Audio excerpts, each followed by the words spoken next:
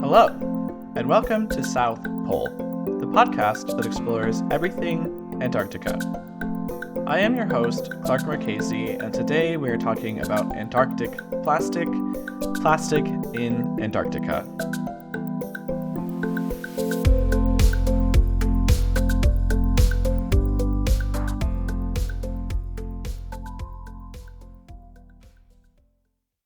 Okay, plastic. So it's a big topic. Whatever you did today, you probably touched or interacted with at least 20 things made of plastic so far. And it may not come to mind when you're thinking about Antarctica, but humans have really done a good job of covering the entire planet with plastic. So yes, lots of plastic has been found all over Antarctica. Now, plastic is a relatively new invention in ecological history, and the types of plastic that we use all day, every day today have only been around really for less than the last 100 years. When we invented it, there was actually hope that it would be a sustainable alternative to other raw materials, namely ivory, but other animal-based materials as well, like tortoise shells. So certainly, when we invented it, we couldn't have imagined all of the environmental concerns it would bring about. And even when mass production started in the 1940s and 50s, we didn't have a strong grasp at all on how the future of plastic would unfold as far as the environment is concerned. Now we know differently though, and there are massive networks within the scientific community researching how plastic exists on this planet, the problems it's causing, and what we can do about it. And this applies to the field of Antarctic research as well. Lots of scientists are trying to understand how the introductions of plastic to this, what we might imagine as an untouched land, is going to impact the continent, the things that live there, and by now we know how connected we are to Antarctica, so what plastic in Antarctica is going to mean for all of us up here too. Now, one of the researchers trying to get to the bottom of these questions is Dr. Clara Manno, who is the guest for today's episode. Dr. Clara Manno is a polar researcher who focuses on human-driven environmental stressors, one of which she spends a lot of time researching is plastic. She is a member of the Plastic and Polar Environments Action Group at the Scientific Committee of Antarctic Research. She also works with the British Antarctic Survey as a marine ecologist. And together, we spoke about how different types of plastic are making their way down to Antarctica, the ways Antarctic wildlife are interacting with plastic, and examples of how it's affecting their ability to perform their ecosystem functions. We also talked about how plastic is altering the Southern Ocean and what impact that will have on both species and humanity alike. Now, it's not the most uplifting conversation we will ever have, but I hope that you enjoy it nonetheless, and that at least you perhaps learn something. I definitely know that I did. So with that, let's go ahead and get started.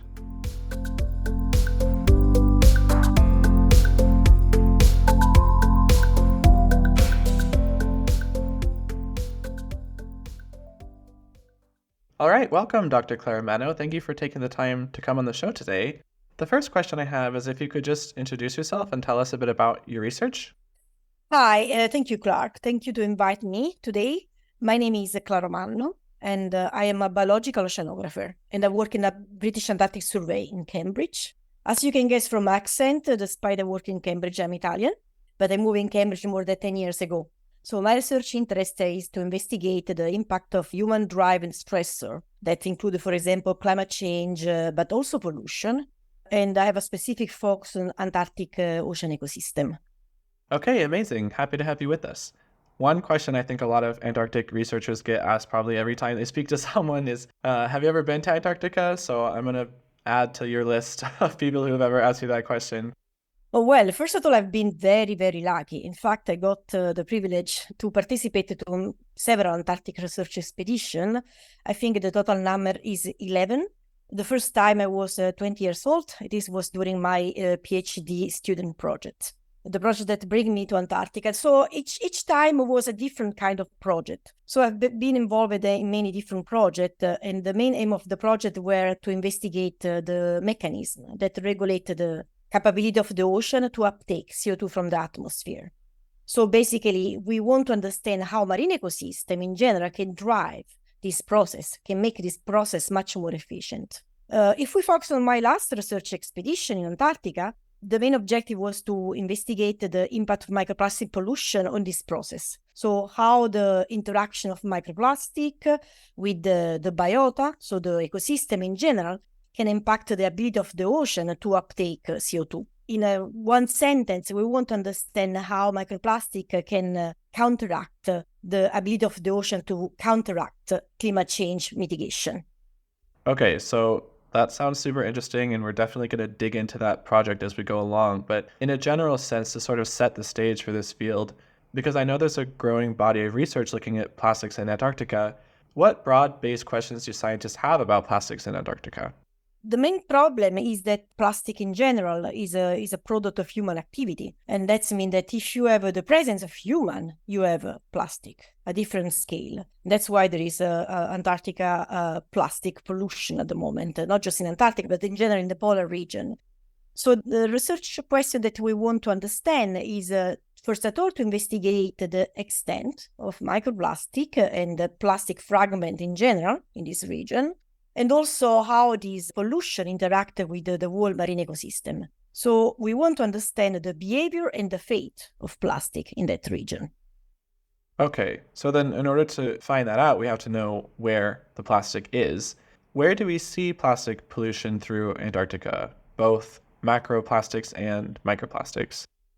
Plastic have been found everywhere, unfortunately. So that's include land, on the snow, in the fresh water, in the sea ice, and also from the surface of the ocean to the bottom of the sediment. In addition to that, plastic have been found in most of the key species that live in Antarctica. That include very tiny organisms, such as zooplankton, but also large organisms, such as seals and penguins.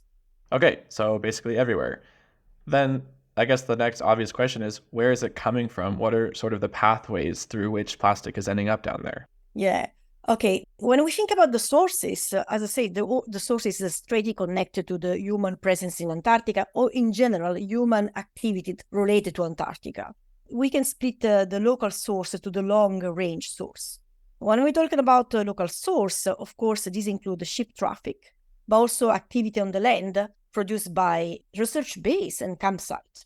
On the long-range transport scale, there are so many different pathways of transport. These include oceanic current, also atmospheric current, but also a vector of transport can be long travel distance animals. So overall, the point is that the Southern Ocean that is all around Antarctica is not a barrier to Antarctic, to plastic pollution in general. Okay, can you tell me more about the long distance travel animals bringing plastic down? How does that work exactly?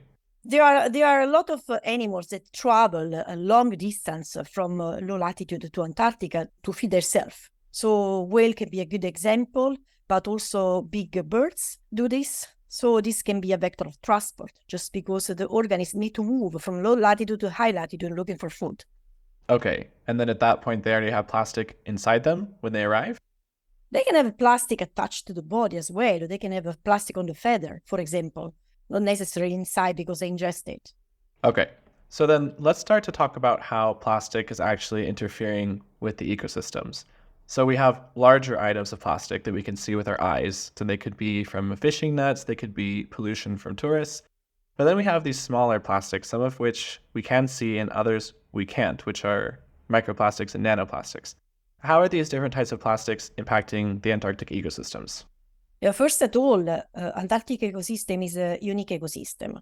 And it's unique because most of the species that live in Antarctica, they were living there for millions and millions of years. That means that they are very well adapted to a stable environmental condition. So it's very cold, but it's stable. And in other words, that means that they're very sensitive to environmental perturbation. These include also pollution and specific plastic pollution. So all the species are very, very sensitive to plastic pollution compared to, for example, low latitude species. And talking about the microplastic, that what we can see, microplastic interact with the big organism, of course. The main reason is because they mistake big piece of plastic for food. So they can accidentally ingest that. Also, they can get trapped inside. And that's what happened especially with penguins and seal, for example. But then when we have a large fragment of microplastic, they start to fragment, and we have also microplastic. Microplastic are even more dangerous because they still interact with the large organism, of course, and they can accumulate inside large organism. But they are especially dangerous because they interact also with the very tiny organisms. We mentioned first zooplankton.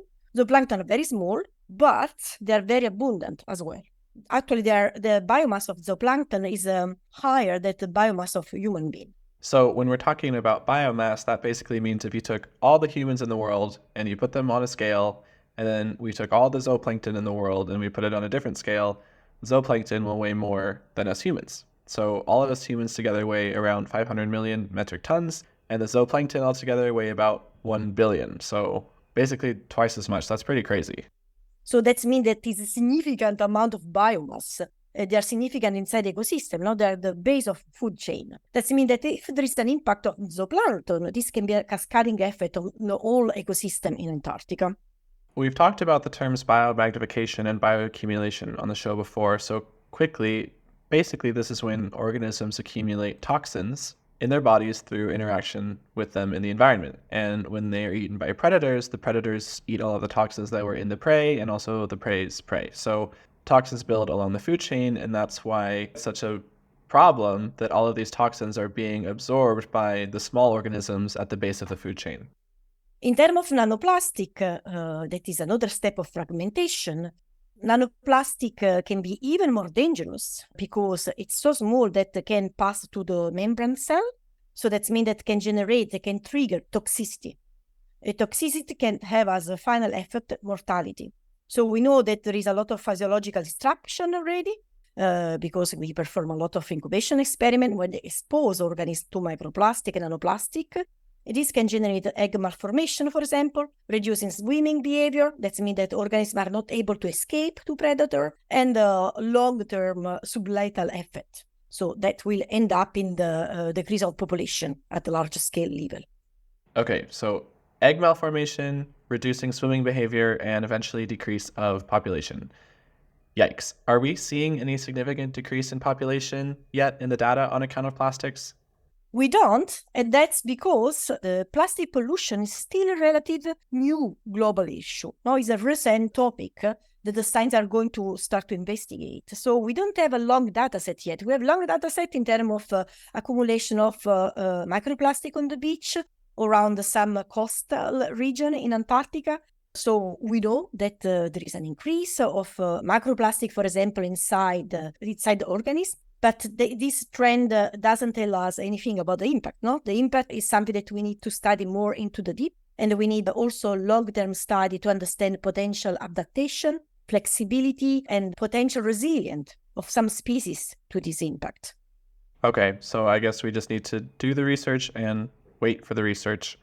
But it seems like zooplankton are an area of particular concern. So can you explain to us what is their role in the ecosystem, why they're so important to the ecosystem?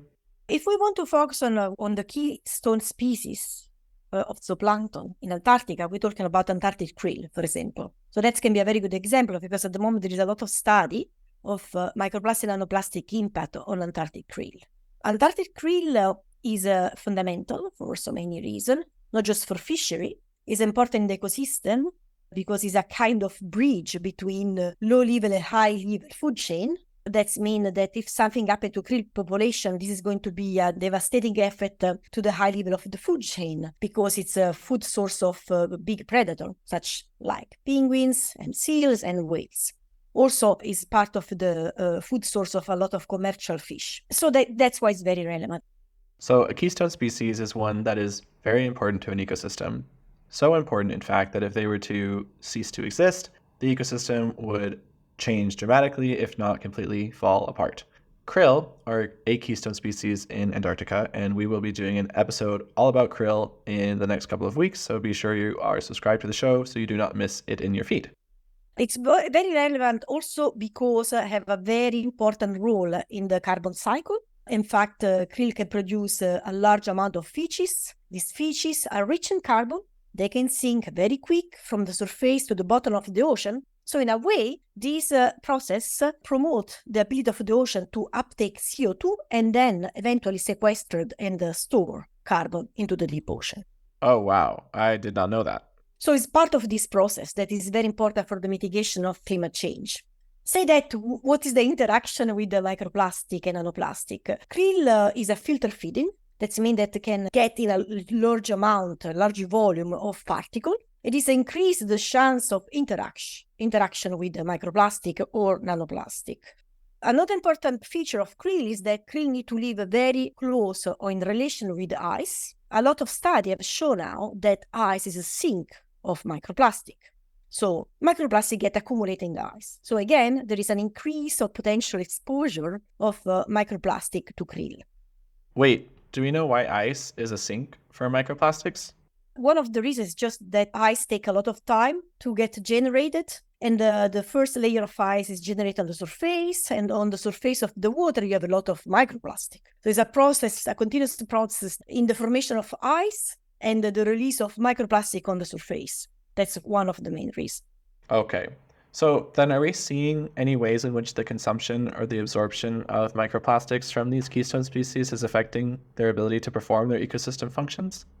Krill, in this context, have been studied a lot with the laboratory experiment and also with the in situ investigation. In terms of laboratory experiment, it's clear that krill, as many other zooplankton, that affect as I said before, in terms of new recruitment of organisms. So there is an impact of egg production and larval deformation, for example.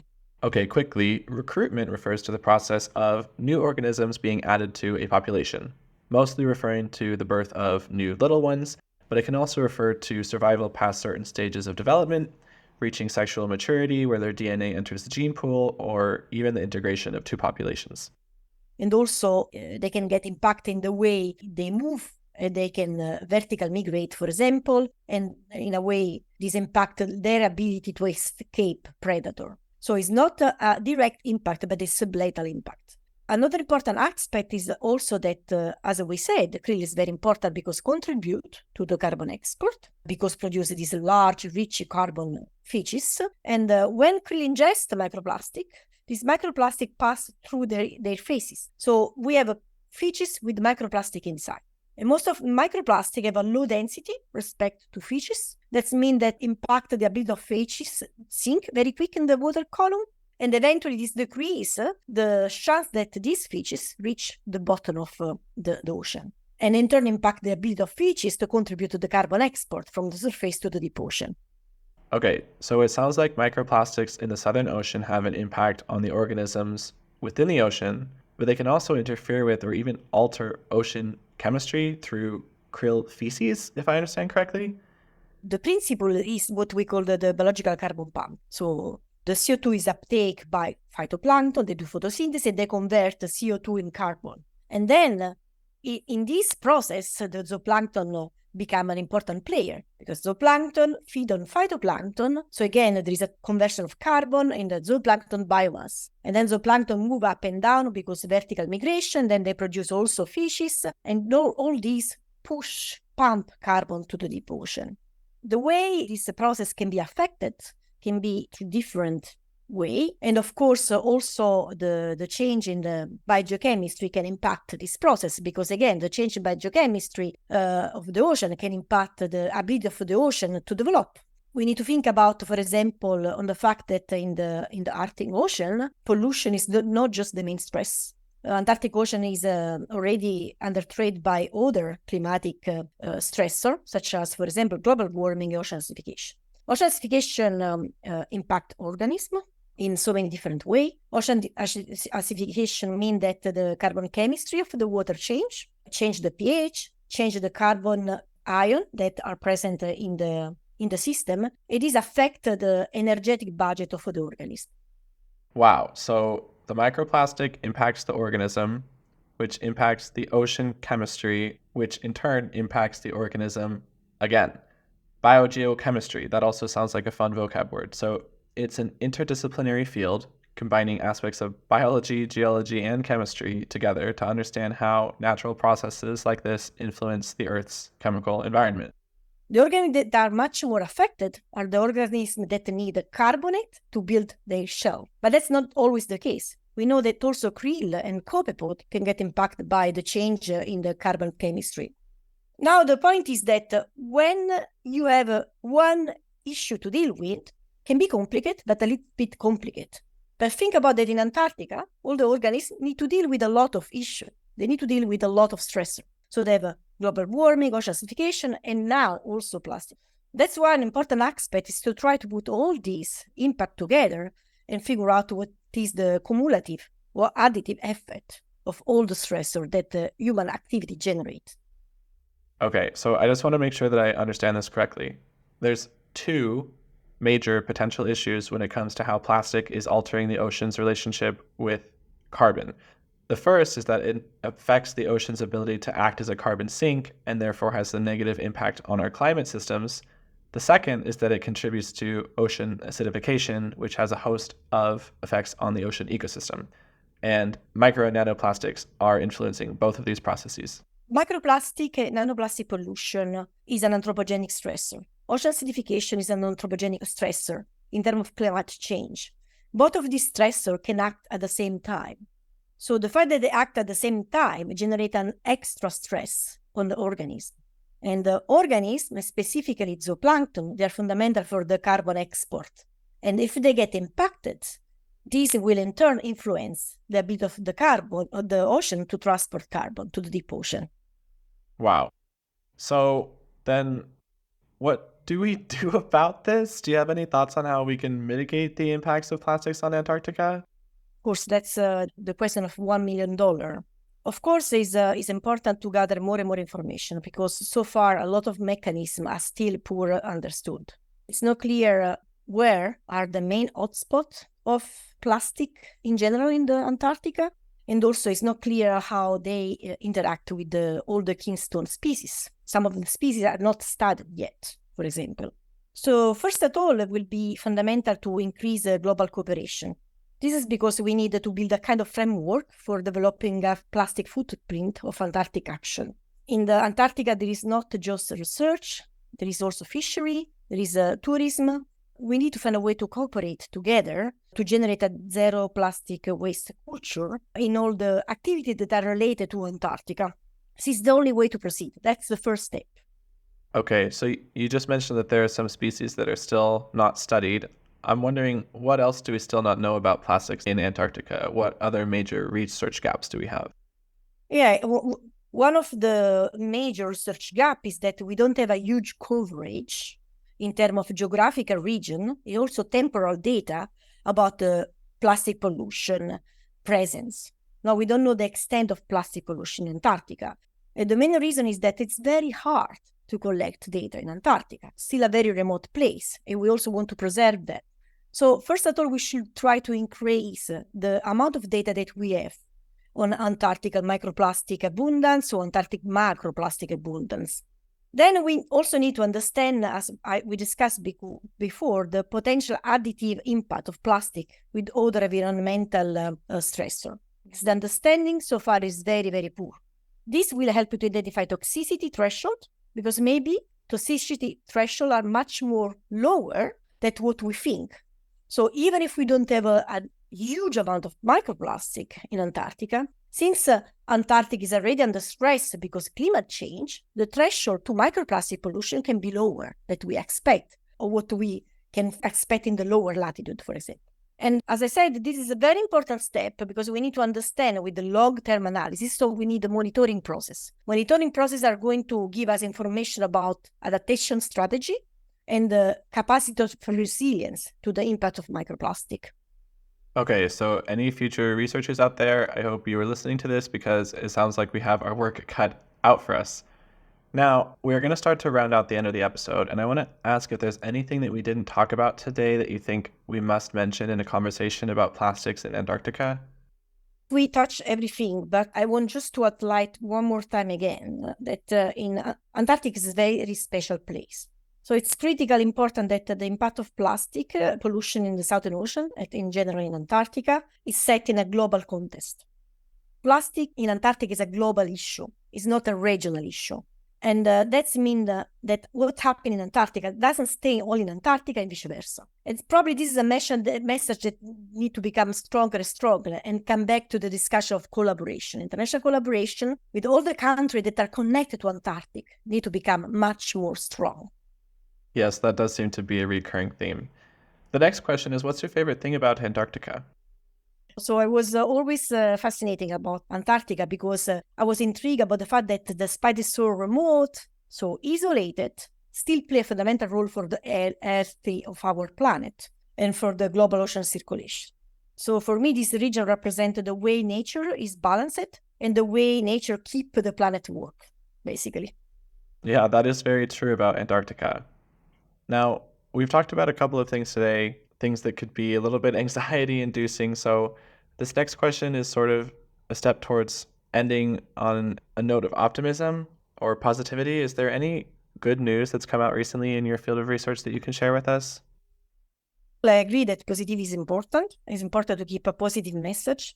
However, the presence of plastic in Antarctica and the potential impact on the ecosystem is alarming.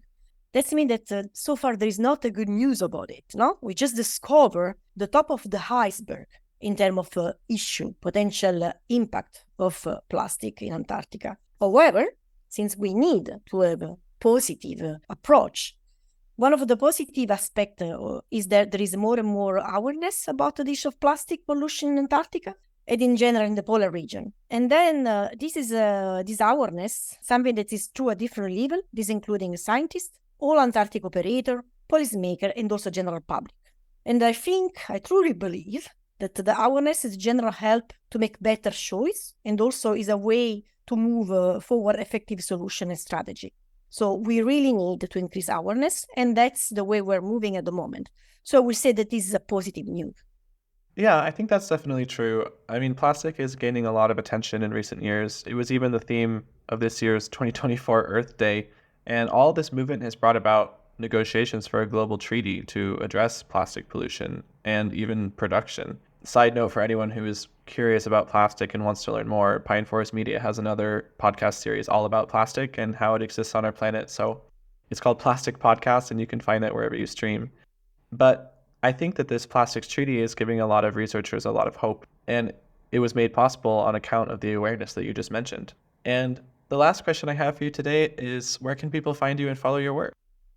As I said, I work to British Antarctic Survey. So if you just go to the British Antarctic Survey webpage and then you write my name down, you will see everything that I'm doing. And also, I want to stress on the fact that this is not just my work, but this is a huge teamwork.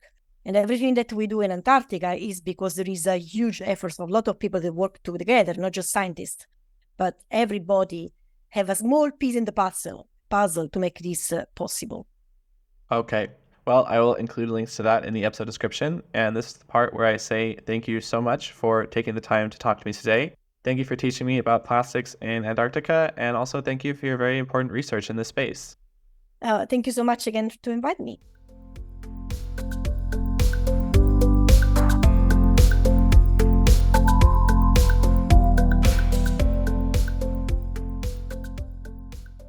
Okay, a major thank you to Dr. Clara Manno. Now, you thought I wasn't going to say it, but I'm gonna say it again. Here I go, I'm saying it now. This is yet another episode where we learn how connected we are to Antarctica and how our actions up here do make their way down there. Now, last week when we were talking about ice shelves, the only thing that we can do to solve that issue is to be good climate stewards in a general sense and implement broad, wide-ranging policies to cut emissions. But with plastics, there is actually something more concrete and specific and timely that we can do. And I'm not talking about ditching your plastic straw. This plastics treaty is actually a really big deal. It is being negotiated at the United Nations right now and will hopefully be signed by the end of this year, 2024. I'll put some information about it in the episode description. But it's a really rare opportunity to be able to address an environmental issue at such a large scale. The good news is that it seems like it will heavily address production of plastic, so we can turn off the tap, as it were. Now, if you were very interested in this episode on plastic, you might check out Plastic Podcast, which is another Pine Forest Media series. We talk about plastic in a bunch of different contexts around the world, plastic in the ocean, plastic in the soil, plastic in human health, plastic policy, plastic protests, plastic art. We talk about the treaty as well and the things that need to be included in it. And if you're interested in plastic, that really is the place for you to go. You can search for that wherever you stream, and I'll put a link in the episode description as well so you can find it easily. All right, thank you to all of you who have made it this far, and we'll talk soon.